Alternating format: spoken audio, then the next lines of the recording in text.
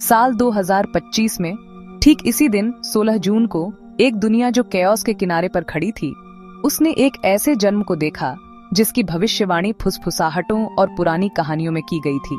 ये किसी आम बच्चे का जन्म नहीं था, ये ऋत्विक का आना था। उसकी पहली चीख सिर्फ उसके जन्म के स्टेरिल कमरे में नहीं गूंजी, ये डायमेंशंस में गूंजी, समय के फैब्रिक में एक सबटल कंपन की तरह। उसका जन्म एक ऐसे कॉन्स्टलेशन के नीचे हुआ था जो हजारों सालों से नहीं देखा गया था। एक ऐसा साइन कि आसमान भी उसकी डेस्टिनी को पहचान रहा था। जिस दुनिया में उसने कदम रखा वह एक टूटी हुई दुनिया थी, एक ऐसा प्लेनेट जो अपनी एम्बिशन और डिवीजन के बोझ तले कराह रहा था, डेस्परेट होकर एक सेवियर, एक गाइड या शायद एक रेकनिंग की तलाश में था। उसके माता पिता सीधे साधे लोग जिन्हें कॉस्मिक ड्रामा के बारे में कोई खबर नहीं थी, उन्होंने तो बस एक सुंदर बच्चा देखा, यह जाने बिना कि उसके खून में सदियों का ब्लूप्रिंट और ह्यूमैनिटी के फ्यूचर की थी। ऋत्विक का आना एक रहस्य था जिसे कुछ ही लोग जो उसका महत्व समझते थे जानते थे। जिस पल उसने सांस ली, अनसीन गार्डियंस उस पर नजर रखने लगे। वे प्रोफेसीज जानते थे, वे काल सिंहासन के बारे में जानते थे, थ्रोन ऑफ टाइम जो युगों से खाली पड़ा था, अपने राइटफुल एयर का इंतजार कर रहा था। लेजेंड्स में ऐसे बच्चे की बात थी जो समय की तीनों धाराओं, पास्ट, प्रेजेंट और फ्यूचर को एक साथ देख पाता था।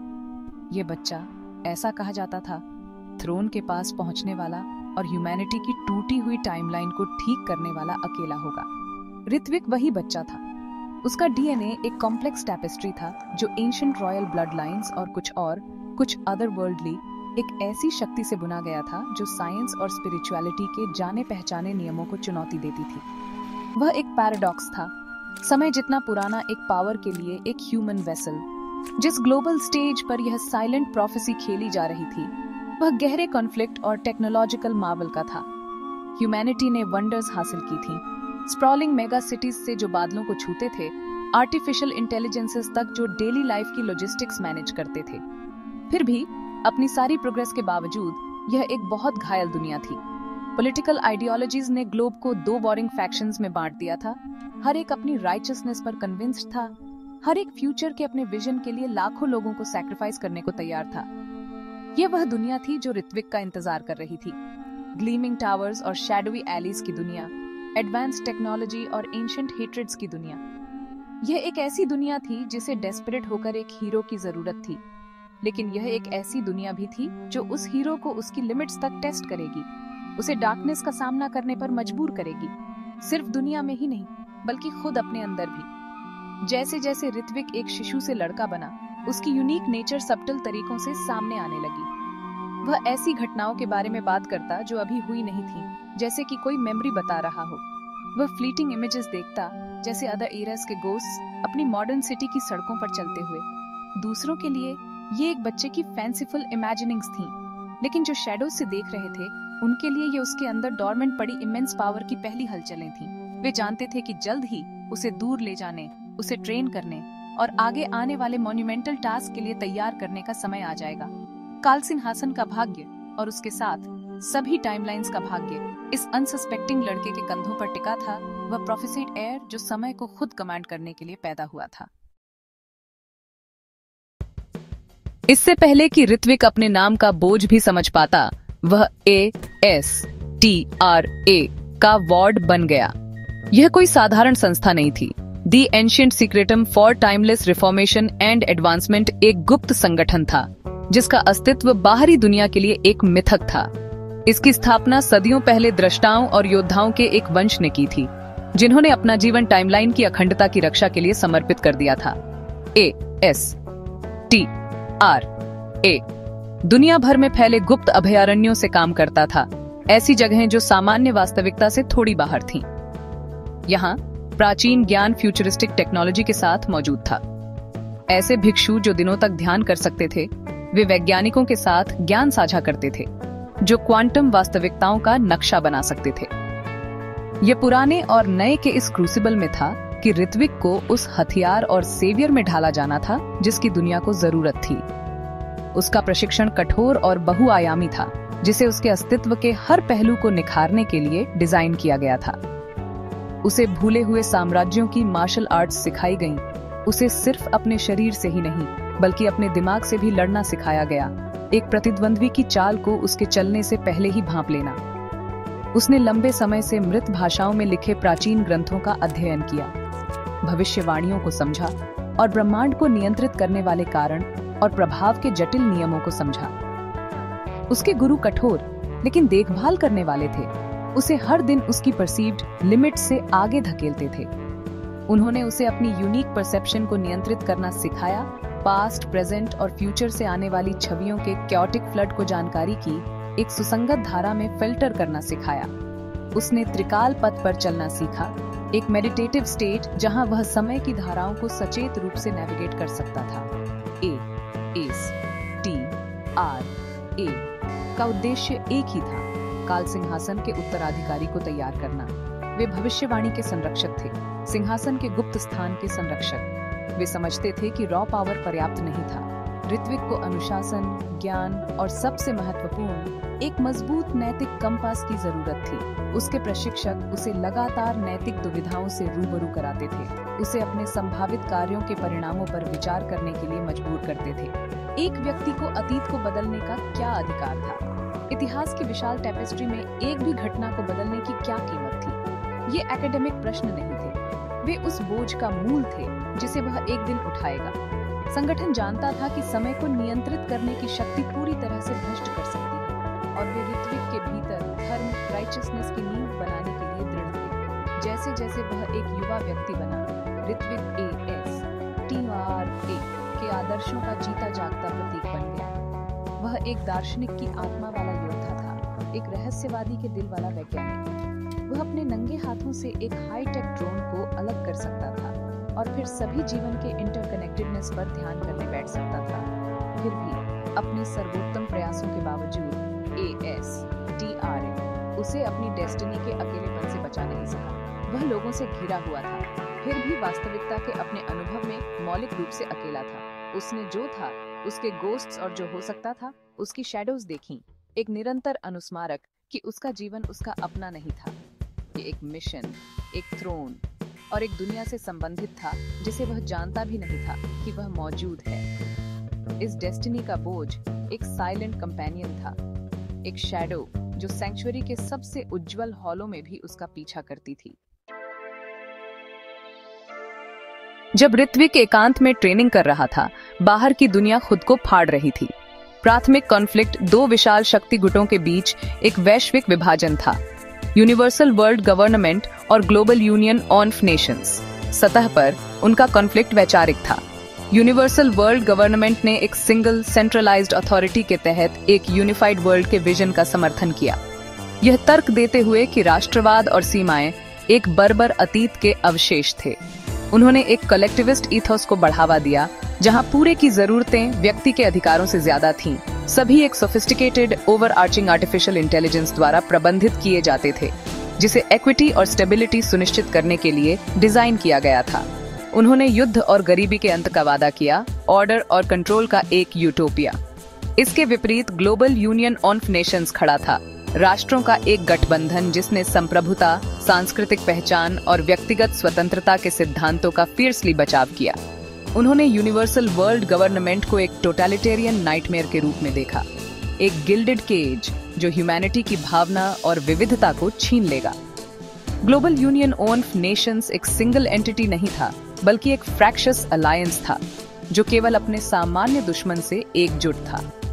उनका मानना था कि स्ट्रेंथ विविधता में निहित है और मानव प्रोग्रेस केवल प्रतिस्पर्धा और विभिन्न संस्कृतियों और विचारों की फ्री एक्सप्रेशन के माध्यम से ही प्राप्त की जा सकती है।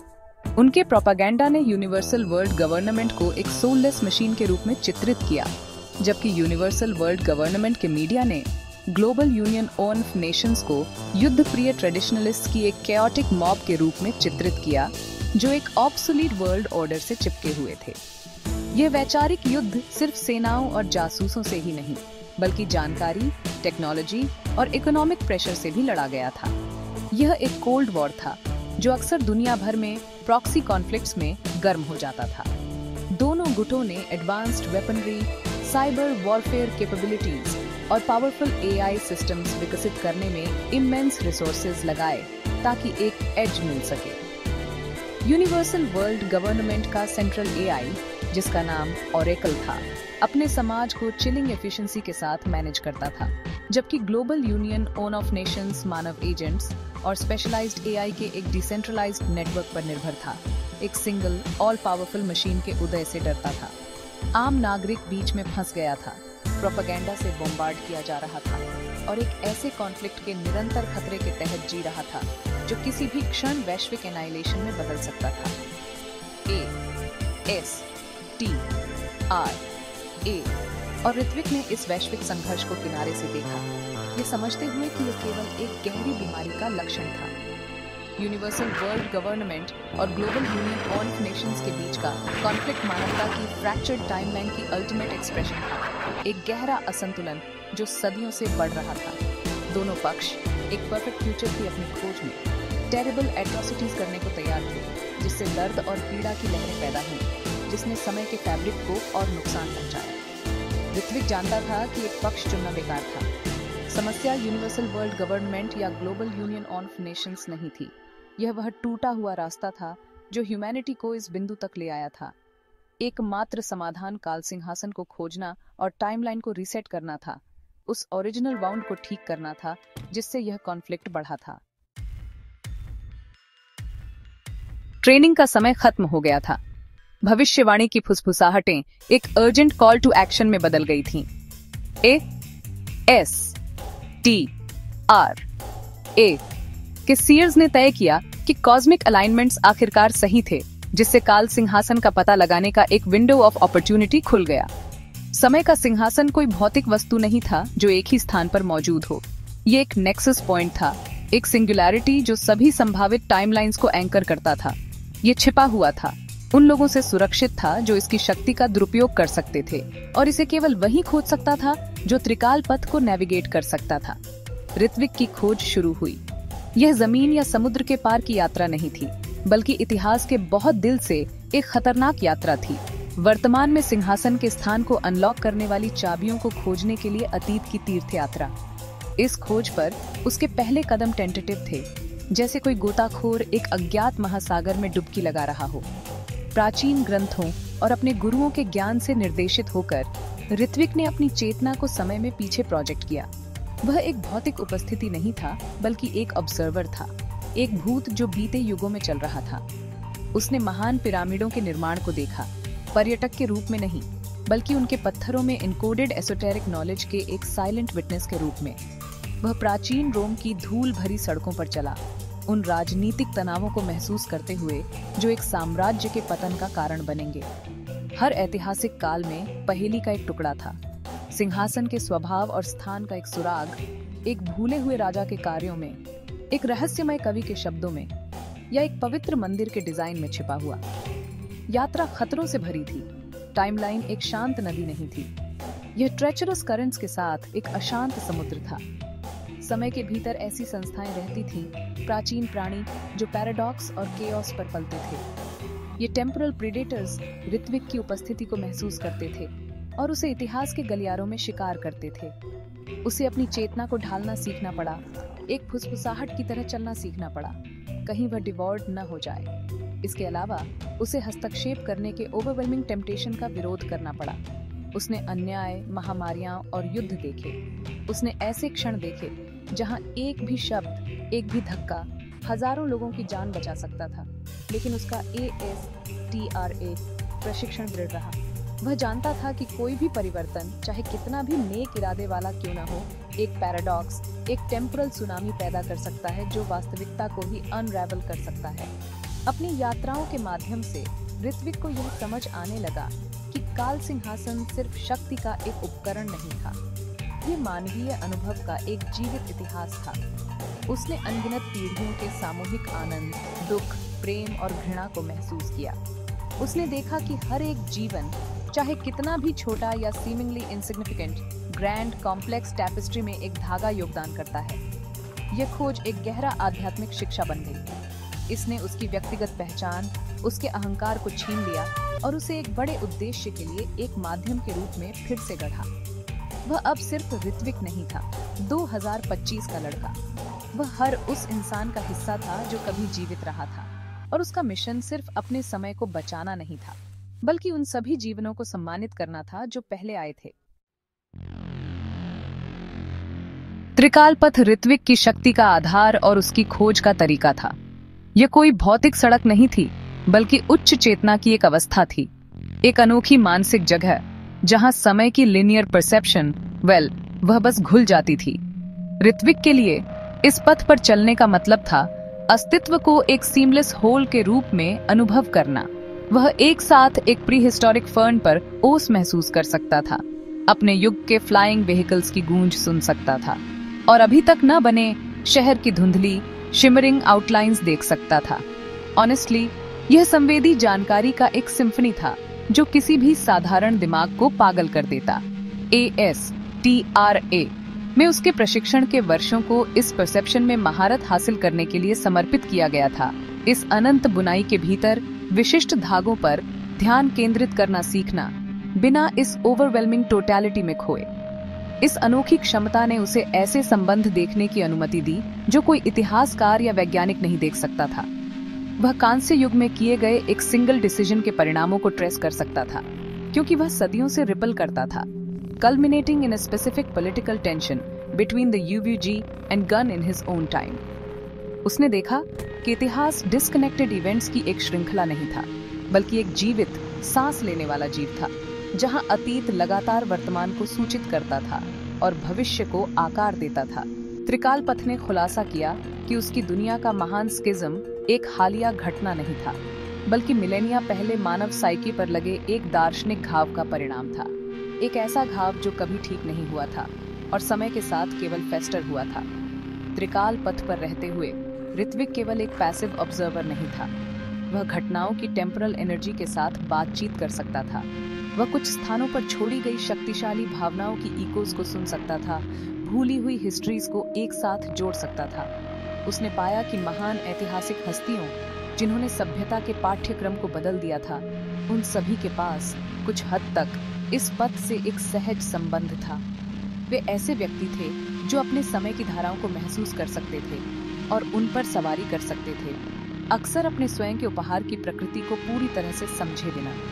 ऋत्विक को एहसास हुआ कि वह इस क्षमता का कल्मिनेशन था, वह जिसमें यह लेटेंट ह्यूमन एबिलिटी आखिरकार अपनी पूरी कॉन्शियस एक्सप्रेशन तक पहुंच गई थी। हालांकि त्रिकाल पथ एक डबल एज्ड सोर्ड था। भविष्य देखना उसकी शक्ति का सबसे खतरनाक पहलू था। उसने हर पल से ब्रांचिंग आउट अनगिनत संभावित भविष्य देखे, कुछ प्रकाश और आशा से भरे, अन्य यूनिमैजिनेबल हॉरर के साथ। उसने ऐसे भविष्य देखे जहां UWG जीता, जिससे एक स्टैग्नेंट प्लासिड ह्यूमैनिटी का निर्माण हुआ। उसने ऐसे भविष्य देखे जहां GUN जीता, जिससे अंतहीन युद्ध और अंततः आत्मविनाश हुआ। यह ज्ञान एक भयानक बोझ था। इसने उसे आशा की फ्रेजिलिटी और उसके सामने पड़े विकल्पों का इमेंस वेट दिखाया। पथ ने उसे समस्या को देखने की स्पष्टता दी, लेकिन इसने उसे यह भी दिखाया कि कोई भी समाधान जो वह चुनता, वह एक अनइमेजिनेबल कॉस्ट पर आएगा। जैसे जैसे ऋत्विक की यात्रा गहराई, उसे एहसास हुआ कि वह अकेला नहीं था जिसके पास असाधारण शक्तियां थीं। जो रहस्य उसने उजागर किए वे सिर्फ समय के बारे में नहीं थे, बल्कि जीवन की असली प्रकृति से जुड़े थे। उसने जाना कि उसकी अपनी शक्ति एक अनूठी वंशावली से आती है, एक ऐसी विरासत जो पहले राजा तक जाती थी जिसने काल सिंहासन पर बैठा था। इस वंश में एक विशेष DNA अनुक्रम था जो समय ऊर्जा के लिए एक एंटीना की तरह काम करता था, लेकिन वह अकेला वंशज नहीं था। दुनिया भर में UWG और GUN दोनों में छुपे हुए ऐसे और लोग थे जिनमें इस वंश की झलक थी। उनके पास कमजोर, अक्सर अनियंत्रित शक्तियां थीं, भविष्य की झलकें, असामान्य रूप से गहरी सहानुभूति या दूसरों की भावनाओं को प्रभावित करने की क्षमता। ये लोग अनजाने में वैश्विक संघर्ष में खींच लिए गए। उनकी छुपी शक्तियों का दोनों गुटों ने अपने अपने तरीके से इस्तेमाल किया। UWG, जो वैज्ञानिक नियंत्रण में विश्वास रखता था, इन लोगों की पहचान करने, उनके जीन का अध्ययन करने और उनकी शक्तियों की नकल तकनीक के जरिए करने की कोशिश कर रहा था। उनका अंतिम लक्ष्य था साइकोनिक सैनिकों की फौज बनाना जो उनके विश्व व्यवस्था को लागू कर सके। दूसरी ओर GUN ने इन शक्तियों को डर और श्रद्धा के मिश्रण से देखा।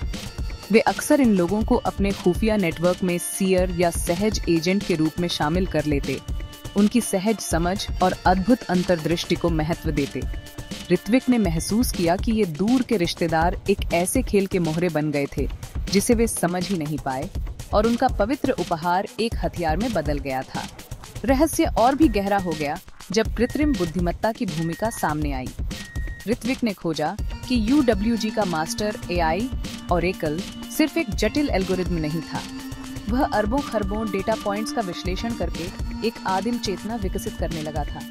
इसी प्रक्रिया में उसने समय रेखा के पैटर्न, त्रिकाल पथ की गूंजों को पकड़ लिया। ओरेकल वही हासिल करना चाहता था जो ऋत्विक स्वाभाविक रूप से कर सकता था, लेकिन तर्क और डेटा के जरिए। उसका मकसद था काल सिंहासन पाना, ताकि वह सभी अव्यवस्थित समय रेखाओं को काटकर एक स्थिर पूर्वानुमेय वास्तविकता कायम कर सके, पूर्ण आदेश का भविष्य। वह अब सिंहासन का एक और दावेदार बन चुका था। पर सबसे गहरा रहस्य आत्मा की प्रकृति से जुड़ा था। ASTRA की शिक्षाओं में आत्मा को एक क्वांटम ऊर्जा क्षेत्र की तरह बताया गया था, एक अनोखा हस्ताक्षर जो हर जन्म के अनुभव को दर्ज करता था। ऋत्विक ने जाना कि काल सिंहासन सिर्फ समय का नियंत्रक नहीं था, बल्कि आत्माओं का केंद्र भी था, एक ऐसी जगह जहां आत्माएं जन्मों के बीच लौटती थीं। वर्तमान टूटी हुई समय रेखा आत्माओं को फंसा रही थी, जिससे वे अधूरी पीड़ा और दर्द के साथ बार बार जन्म ले रही थीं, संघर्ष के चक्र को बढ़ा रही थीं। यही वजह थी UWG और GUN के बीच गहरी तर्कहीन नफरत की। ये सिर्फ विचारधाराओं की लड़ाई नहीं थी, यह अनगिनत पिछले जन्मों के दर्द की अभिव्यक्ति थी। अब मिशन केवल इतिहास को ठीक करने का नहीं था, बल्कि पूरी मानवता की आत्माओं को मुक्त करने का था। आखिरकार अतीत की यात्रा में चाबियां इकट्ठा करके ऋत्विक ने काल सिंहासन को खोज लिया। वह कोई भव्य मंदिर या छुपी हुई गुफा नहीं थी, बल्कि एक ऐसी जगह थी जो समय और स्थान से परे थी, एक आयाम जिसे ASTRA ने चैम्बर ऑफ एटर्निटी कहा था। अपने मार्गदर्शकों के समर्थन से वह अपनी नियति के सबसे निर्णायक चरण में प्रवेश कर गया, मिशन टाइमलाइन रीसेट। सुनने में यह लक्ष्य जितना साधारण लगता था, उसके नतीजे उतने ही विशाल और चौंकाने वाले थे। उसे सिंहासन की शक्ति से समय की शुरुआत, जेनेसिस इवेंट पर लौटना था, जहां पहली बार समय रेखा टूटी थी, और उसे ठीक करना था। सिद्धांततः इससे सदियों का संघर्ष मिट जाता और मानव इतिहास एक स्वस्थ, अधिक सामंजस्यपूर्ण मार्ग पर आ जाता। लेकिन चुनौतियां बहुत बड़ी थीं। जैसे ही वह सिंहासन को सक्रिय करता, UWG और GUN दोनों को उसकी शक्ति का एहसास हो जाता। उनका लंबा शीत युद्ध एक पागल दौड़ में बदल जाता, जिसमें वे किसी भी कीमत पर सिंहासन को अपने कब्जे में लेना चाहते। UWG का ओरेकल अपनी सबसे उन्नत साइबर युद्ध एजेंट्स और रोबोटिक सेनाएं भेजता, ताकि वह सिंहासन की शक्ति को आत्मसात कर सके। वहीं GUN एक आखिरी जानलेवा हमला करता, क्योंकि उनकी नजर में ऋत्विक उनके अस्तित्व के लिए सबसे बड़ा खतरा बन गया था। उसे समय को जोड़ने की नाजुक ब्रह्मांडीय सर्जरी करनी थी, और साथ ही पूरी दुनिया की संयुक्त शक्ति का सामना भी करना था, उस दुनिया का जिसे वह बचाने की कोशिश कर रहा था। ASTRA बस सीमित सहायता दे सकता था, एक अंतिम सुरक्षा पंक्ति, ताकि उसे कुछ कीमती पल मिल सके। इसके अलावा टाइमलाइन रीसेट का एक भयानक व्यक्तिगत मूल्य था। अगर वह सफल हो जाता तो वर्तमान वास्तविकता समाप्त हो जाती। वह दुनिया जिसे वह जानता था, उसकी सारी कमियों और सुंदरता के साथ मिट जाती। उसके माता पिता, ASTRA के मार्गदर्शक, हर कोई जिसे वह जानता था, एक वैकल्पिक जीवन और यादों के साथ लौटता। वे कभी उसकी कुर्बानी को नहीं जान पाते। वह एक ऐसी दुनिया में भूत बन जाता जिसे उसने खुद बनाया था, हर किसी के लिए अजनबी। ये मिशन उससे सिर्फ योद्धा या साधक ही नहीं, बल्कि एक ऐसे शहीद की मांग करता था जो ब्रह्मांड की स्मृति से अपनी ही पहचान मिटा दे, सबकी भलाई के लिए। असफलता का खतरा भी था। जेनेसिस इवेंट एक अत्यंत अस्थिर क्षण था। सिंहासन की विशाल शक्ति को नियंत्रित करते हुए एक छोटी सी चूक, एक पल की हिचकिचाहट पूरी समय रेखा को नष्ट कर सकती थी। सिर्फ मानव इतिहास ही नहीं, बल्कि अस्तित्व ही मिट सकता था। इस जिम्मेदारी का बोझ लगभग असहनीय था। हर वह चीज जो कभी थी या होगी, उसकी किस्मत अब उसी के कंधों पर थी। उसे बिल्कुल सही होना था। जब वह काल सिंहासन की ओर बढ़ा, उसने आखिरी बार उस दुनिया को देखा जिसे वह मिटाने वाला था। एक ऐसी दुनिया जो संघर्ष से भरी थी, लेकिन प्यार, कला और सपनों से भी। और जो कुछ होने वाला था, उसके लिए गहरा शोक महसूस किया। जब ऋत्विक आखिरकार काल सिंहासन पर बैठा, उसकी शक्ति उसमें समा गई और उसकी चेतना उसके समय के हर जीवित प्राणी से जुड़ गई। एक पल के लिए अंतिम संसद का गठन हुआ। पृथ्वी पर हर व्यक्ति, UWG और GUN के नेता से लेकर सबसे साधारण किसान तक, एक साझा जागरूकता में जुड़ गया। प्रोपेगेंडा और नफरत का धुंध हट गया और पहली बार सभी ने सच्चाई देखी। उन्होंने ऋत्विक, सिंहासन और टूटी हुई समय रेखा को देखा। वे समझ गए कि जिस संघर्ष ने उन्हें निगल लिया था, उसकी असली प्रकृति क्या थी और उनके नाम पर कौन सा चुनाव किया जा रहा था। इस मौन वैश्विक संवाद में सामूहिक चेतना में एक ही बुनियादी सवाल उठा। सवाल शक्ति, जीत या विचारधारा का नहीं था, वह कहीं ज्यादा गहरा था। क्या एक शांतिपूर्ण, सामंजस्यपूर्ण दुनिया जिसमें कोई पीड़ा न हो, उस दुनिया से अधिक मूल्यवान है जिसमें स्वतंत्र इच्छा हो, इवन अगर वह स्वतंत्रता संघर्ष और दर्द लाती है? UWG की सामूहिक चेतना ने रीसेट के पक्ष में तर्क दिया। उन्होंने एक ऐसे भविष्य की झलक दिखाई जिसमें युद्ध, भूख या बीमारी नहीं थी, एक पूरी तरह से व्यवस्थित अस्तित्व जहां हर जरूरत पूरी होती थी। उनका कहना था कि वर्तमान दुनिया का दर्द स्वतंत्रता के भ्रम की कीमत के लिए बहुत बड़ा है। यह पीड़ा सच्ची है, छूने योग्य है और अंतहीन है। रीसेट एक तार्किक, करुणामयी विकल्प था, मानवता की अराजकता को जड़ से हटाने के लिए जरूरी सर्जरी। GUN की सामूहिक आत्मा ने इसका विरोध किया। उनका कहना था कि संघर्ष के बिना जीवन का कोई अर्थ नहीं। एडवर्सिटी का सामना करने, अच्छे बुरे चुनाव करने में ही मानवता को अपनी आत्मा मिलती है। एक पूर्व निर्धारित यूटोपिया एक सुंदर जेल से ज्यादा कुछ नहीं। उन्होंने दुख से उपजी कला, संघर्ष में गढ़ी गई बहादुरी और खोने के डर से कीमती बने प्रेम की झलक दिखाई। उनका तर्क था कि संघर्ष को मिटाना जीवन को अर्थहीन बना देना है। सुरक्षा के लिए स्वतंत्र इच्छा छोड़ना अपनी मानवता को खो देना है। उन्होंने अराजक, दर्द भरे लेकिन सुंदर स्वतंत्रता के नृत्य को नियंत्रित शांति की तुलना में चुना। ऋत्विक ने इस बहस की पूरी तीव्रता को अपने भीतर महसूस किया। यह अस्तित्व का केंद्रीय प्रश्न था, व्यवस्था और अराजकता, सुरक्षा और स्वतंत्रता के बीच शाश्वत संघर्ष। उसे दोनों पक्षों की सच्चाई दिखी। उसने एक माँ का दर्द महसूस किया जिसने युद्ध में अपना बच्चा खो दिया, एक पीड़ा जो रीसेट के लिए पुकार रही थी। अगले ही पल उसने एक वैज्ञानिक की उपलब्धि की खुशी, एक कलाकार की रचना का जुनून और दो लोगों के प्रेम की साधारण खुशी महसूस की। ये सभी एक स्वतंत्र, अनिश्चित दुनिया की देन थी। काल सिंहासन ने उसे सच दिखाया, कोई आसान जवाब नहीं था। दोनों रास्ते किसी न किसी किस्म की हानि की ओर ले जाते थे। चुनाव अच्छाई और बुराई का नहीं था, बल्कि मानवता की दो अलग अलग लेकिन समान रूप से सही परिभाषाओं के बीच था। अनंतता के हृदय में पूरी मानवता की सामूहिक आत्मा उसकी आंखों के जरिए देख रही थी। ऋत्विक अपने अंतिम निर्णय का सामना कर रहा था। काल सिंहासन की शक्ति उसकी मुट्ठी में थी। एक सोच के साथ वह टाइमलाइन रीसेट कर सकता था, सभी कुछ मिटाकर UWG के सपनों की पूर्ण शांति वाली दुनिया बना सकता था। दूसरी सोच के साथ वह इनकार कर सकता था, मानवता को उसकी अराजक, दर्द भरी लेकिन स्वतंत्र नियति की ओर छोड़ सकता था, जैसा कि GUN चाहता था। उसने अपने पूरे जीवन इसी क्षण के लिए प्रशिक्षण लिया था, निष्पक्ष न्यायाधीश बनने के लिए जो सही चुनाव करेगा।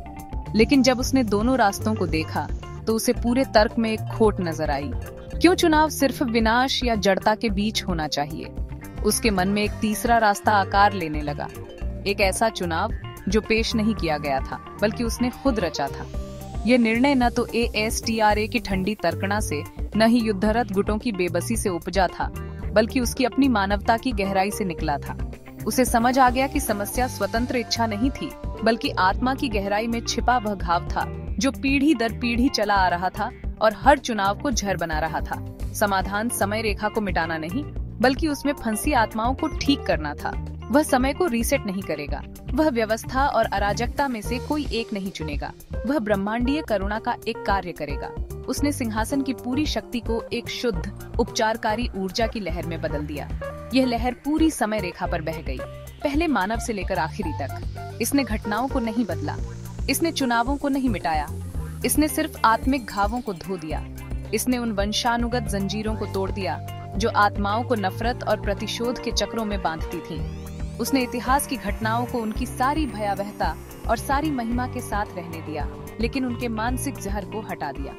उसने मानवता को उसकी स्वतंत्र इच्छा लौटा दी, लेकिन इस बार ये सच में स्वतंत्र थी, लाखों अनमाफ किए गए पापों के भूतों से मुक्त। यह एक ऐसा चुनाव था जो अतीत के दर्द और भविष्य की संभावनाओं दोनों का सम्मान करता था।